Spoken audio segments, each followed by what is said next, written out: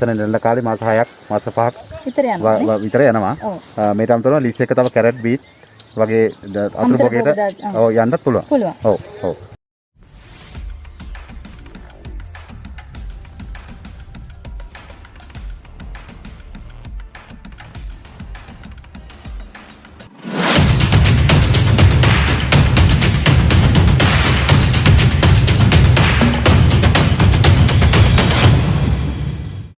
අයිබෝන් සුබ දවසක් ප්‍රාර්ථනා කරනවා cultivate YouTube channel එකත් එක්ක එකතු වෙලා ඉන්න ඔයාලා හැමෝටම.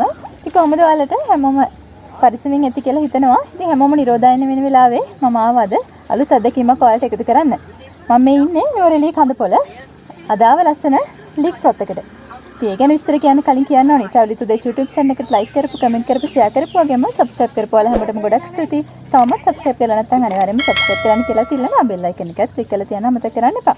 ඉතින් ලස්සන තැනකට ආවද සුන්දර අත්දැකීමක් එකතු කරන්න වෙනස්ම විදිහක් අත්දැකීමක් හැමෝම නිරෝධායන වෙන වෙලාවේ අපිට කොහෙවත් travel කරන්නත් බැරි නිසා මම ආව නුවර එළිය කඳ පොළට ලස්සන ලීක්ස් එකක් තියෙනවා විස්තර ටිකක් බලමු අපි.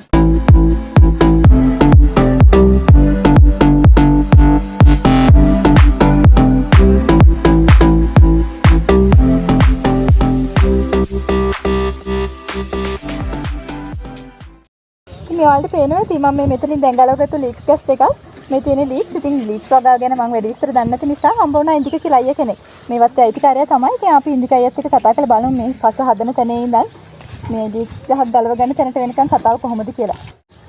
මේකට කාබනික පොර වශයෙන් අපි ගොම පොර දානවා. ඒ තමයි රසායන පොරත් අපි මේකට පාවිච්චි කරනවා. සතුටු රසායන ඒවත් පාවිච්චි කරන්න වෙනවා මේ බෝග වලට.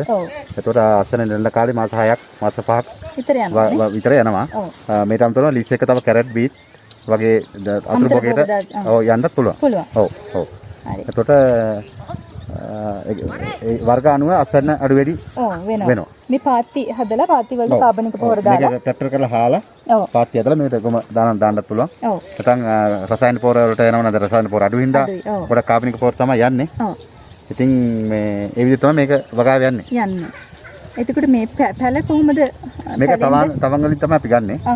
කඩින් ගන්න වෙනවා. තවන් දා ගන්න. ඔව් තවන් දා ගන්න ඕනේ. තවන් දාලා මාස දෙකකින් විතර මේ තවන් පෙන්වන්න පුළුවන්. දාලා මාස දෙකකින් විතර නැවත ගලවලා හිටවලා තමයි අස්සරට යන්නේ. ඒක වල් ගලවන්නේ කොහොමද අයියා? වල් ගලවන්නත් මාසෙකින් එකමාරකින් වල් ගලවනවා. එතකොට වැඩි පැල ගලවන ඒවා වැඩි පැල මේකෙන් නම් ගැලවෙන්නේ නැහැ. කැරට් වගේ තිබුණොත් වැඩි පැල ගැලවෙනවා. හරි. අපිට තවනක් බලන්න පුළුවන්ද? තවනක් බලන්න පුළුවන්.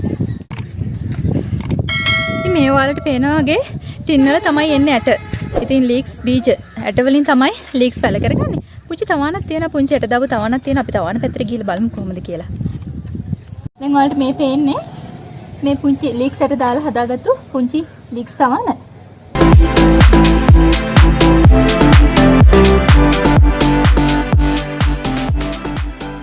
සලාද එක දාලා හදාගත්තු සලාද පාත්තියක් සලාද තවානක් තමයි මේ තියෙන්නේ. මේ දැන් ඔයාලට පේන මේ ලීක්ස් පාත්ති ටිකේ තියෙන්නේ මම අර ඔයාලට පෙන්නුවේ පුංචි තවානක්. ඒ තවානෙන් අරගෙන දාගත්තු දවසක් වෙන පැල තමයි මේ තියෙන්නේ. ඒක ඔයාලට පේනවා ඉතින් අර ඒ මැදින් අයියා කෝට් එකකින් මෙහෙම පාරක් හදනවා. ඒ අතරේ තමයි මේ දැන් මම ඔයාලට පෙන්වන්නේ මේ බීට් බීජ දා ගන්නවා. දාලා වතුර දාපුවම බීට් එකත් පැල වෙනවා. මේ අයියා දාලා තියෙන කළු කුඩු අර 10 කුඩු මේ 10 අලු නයිට්‍රජන් ගන්න පුළුවන් නයිට්‍රජන් නයිට්‍රජන් ඒ කහ පාට තියෙන්නේ මේ මේක ඇවිල්ලා අර කැල්සියම් කාබනේට් කියලා කැට තියෙනවා මේ කිමිකල් එක. ඒක මුල අල්ලගන්න ලේසි. ලික්ස් මුල අල්ලගන්න. ඔව් ඔව්. ඒකයි අලුණු දාලා තියෙන්නේ. ඒකලයි මේකට දවස ගානේ වතුර දානවද කොහොමද වතුර දාන්නේ? දවසක් වතුර දානවා. වතුර දානවා. ඒ කියන්නේ දිගටම මාස 6ක් වෙනකම්ම මේක දවසක් දවසක් දානවද වතුර? ඒකේ දේශගුණේ මත තමයි වෙනස් වෙන්නේ. සමහරවිට දාන්නත් ඕනේ නැත්නම් දවස් දෙක තුනකට සැරයක් දැම්මද? දාන්නේ. දැන් මේ තියෙන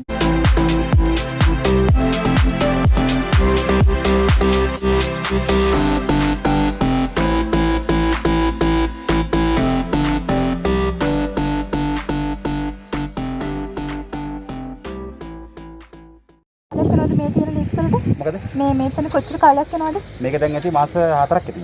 මාස 4ක් වගේ නේ. මාස 6න් පුළුවන්. අර සාමාන්‍යයෙන් අර දාන දැල් කවර් එකට කොච්චරක් විතර ප්‍රමාණයක් අහුවෙන්නේ? කිලෝ 25ක් 30ක්. කිලෝ 25ක් 30ක්. සාමාන්‍ය මෙතන මේ ප්‍රමාණයෙන් කිලෝ කොච්චර ගන්න පුළුවන්ද? කොච්චර ප්‍රමාණයක් සම්පූර්ණ අස්සන්න? ප්‍රමාණය සාමාන්‍ය කිලෝ 1500ක 130ක ගන්න පුළුවන් නේ. පෝර නැති කමින් අස්සන්න අඩුයි. අඩුයි.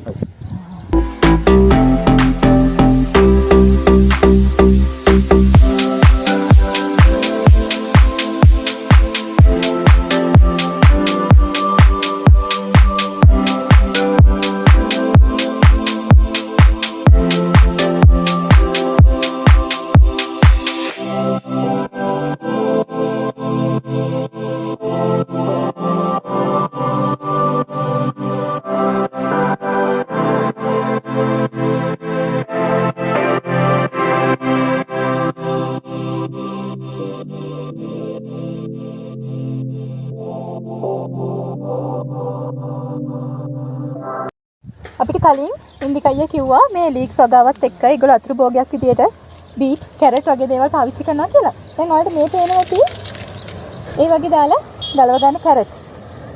ලීක්ස් ඇස්සේ අතුරු භෝගයක් ඔය. අතුරු භෝගයක් විදියට තමයි දාන්නේ කැරට්. කැරට් පුළුවන්, බීට් පුළුවන්. ඔව්. අතුරු භෝගයක් විදියට දාන්න පුළුවන්. දාන්න පුළුවන්. සලාදක් දානවද? සලාද නම් ආයිනේ කම් හිටවන්න පුළුවන්. මෙතින් හිටලා.